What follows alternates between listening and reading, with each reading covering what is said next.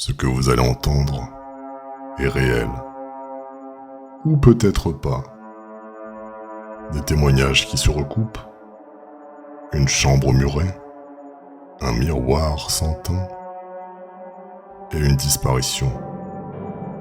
Voici l'histoire de la chambre du miroir. Chapitre 1. La légende de la pièce.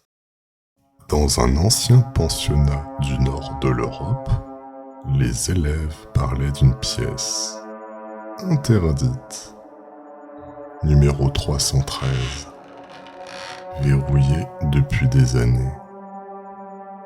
Mais la rumeur disait qu'elle n'était pas vide. Il y avait un miroir immense, vissé au mur, et une phrase griffonnée sur la porte intérieure. On ne se regarde jamais seul. On racontait qu'un élève s'y était enfermé une nuit, et qu'au matin, il n'était plus là.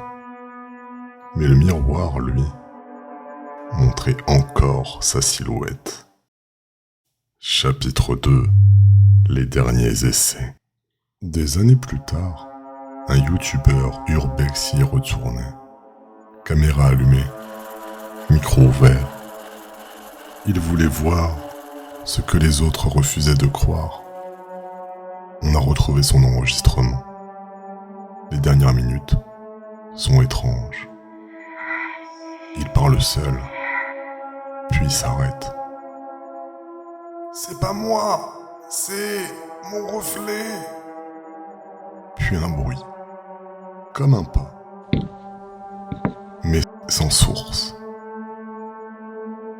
La caméra chute, et dans la dernière image, il y a deux silhouettes, dos à dos, mais une seule source de lumière. Chapitre 3. Où est le miroir aujourd'hui? La chambre a été murée, mais le miroir, vendu par erreur. Sur une brocante, un homme l'a acheté pour une bouchée de pain.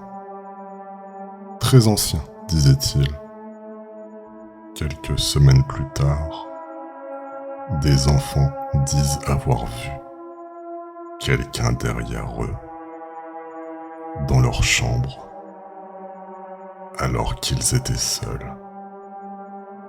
Le miroir est peut-être déjà dans une maison, dans un salon ou dans un couloir, face à votre lit, et vous ne vous en rendrez compte que lorsqu'il vous imitera mal. Vous venez d'entendre le témoignage, ou peut-être une légende. Mais si un jour vous croisez ce miroir, vous saurez n'être plus tout à fait seul. Sauf si ce que vous voyez bouger n'est pas vous.